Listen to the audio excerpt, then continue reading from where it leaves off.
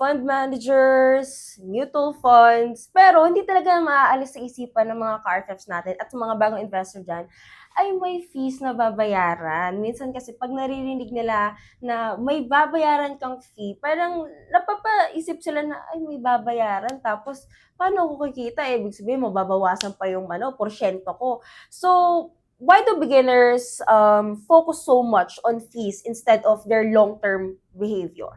Yun nga si mutual funds and UITFs, it's supposed to be stress-free. Diba? Yes. Bibigyan natin yung stress sa ating mga professional fund managers. Pero dahil stress-free, ay may stress fee. So, yung stress fee na yun, syempre, yung binibigay natin sa kanila. And similar nga to the analogy of the driver, we get the value back. And let me tell you a story to best illustrate this. Nung pandemic, syempre, lockdown, and I believe ka-RFFs, lahat kayo na-experience rin to. Parang, ang dami nating oras. Biglang, pwede na akong mag-trading ulit, pwede na akong mag-look into the markets ulit. So, yun yung ginawa natin nung 2020. So, syempre, lockdown, we were living with our parents. Si Boss Rex, trader rin yan. So, sa dining table, every lunchtime or every dinner time, napapag-usapan, ano ba yung bibilhin natin? Ano na yung magandang stock that can really take advantage of the situation that we're in?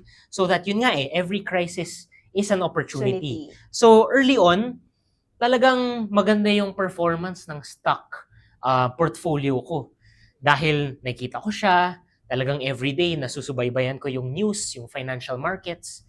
Pero unti-unti mga car-FFs nung 2021, 2022, parang yung dating lahat green, nagiging red na unti-unti. And that was when I was shifting towards putting more into my professionally managed funds, my mutual funds, and my UITFs. Kasi hindi ko na nababantayan And for me to allocate time and effort is also opportunity cost to do my best at work.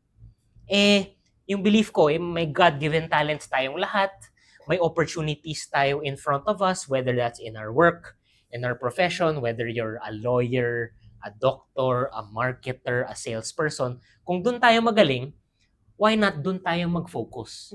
And we let our professional fund managers, yun yung talent nila, yun dun sila magaling, handle our hard-earned money. And I believe, mas efficient pag ganun.